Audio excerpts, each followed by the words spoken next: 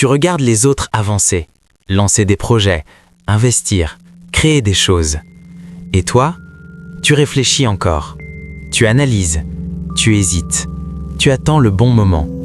Et pendant ce temps, rien ne change vraiment. Et pourtant, tu n'as pas l'impression de mal faire les choses. Tu économises quand tu peux, tu évites les dépenses inutiles. Tu avances lentement.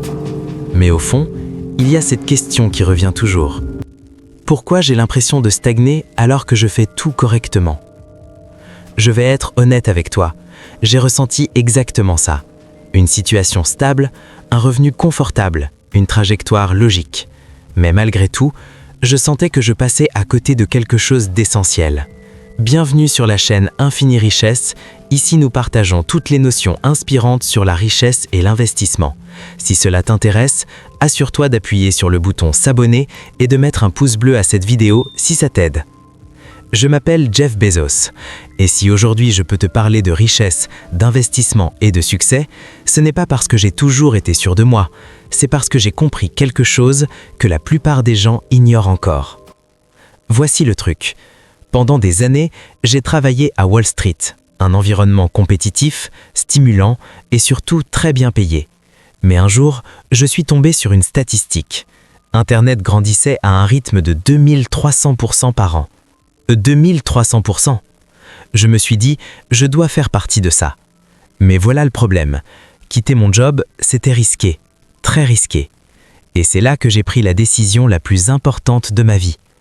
Je me suis projeté à 80 ans et je me suis posé une question simple.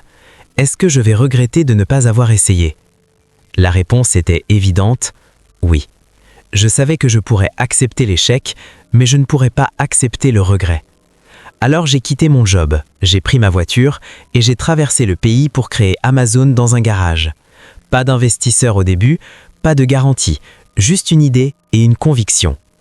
Maintenant tu penses peut-être, oui mais toi tu es différent. Non, la seule différence, c'est ma manière de penser. Voici ce que la plupart des gens ne réalisent pas. La richesse ne vient pas de la sécurité, elle vient de décisions asymétriques. Une décision asymétrique, c'est une décision où tu peux perdre peu, mais gagner énormément. Quand j'ai lancé Amazon, je risquais un salaire confortable, mais je pouvais construire quelque chose d'illimité. Et c'est là que ça devient vraiment intéressant. La plupart des gens font exactement l'inverse. Ils choisissent la sécurité à court terme, mais prennent un énorme risque à long terme. Par exemple, tu gardes un job que tu n'aimes pas pendant 10 ans. Tu gagnes 1000 $ par mois, tu épargnes 100 $. Après 10 ans, 12 000 $. Maintenant, imagine autre chose. Tu apprends une compétence, tu augmentes ton revenu à 2000 $. Sur 10 ans, 120 000 $ de différence. Même personne, mais décisions différentes. Écoute, on t'a appris à ne pas perdre. Moi, j'ai appris à construire pour gagner. Quand j'ai construit Amazon, je ne cherchais pas à devenir riche rapidement. Je pensais long terme, très long terme. Je savais une chose, les clients voudront toujours des prix bas, une livraison rapide, un bon service. Alors j'ai construit autour de ça. Pas autour des tendances, mais autour de ce qui ne change pas. Maintenant, applique ça à ta vie. Au lieu de courir après chaque opportunité, demande-toi qu'est-ce qui sera toujours vrai dans 10 ans. Voici ce que la plupart des gens ne réalisent pas. Ton cerveau travaille contre toi. Il veut une récompense immédiate, pas une richesse à long terme. Prenons un exemple simple. Tu dépenses 50 $ aujourd'hui, ou alors tu investis 50 $ à 10%. Dans 30 ans, 872 $. Maintenant, fais ça chaque mois, tu dépasses les 100 000 $. Ce n'est pas magique, c'est mathématique, mais c'est aussi psychologique.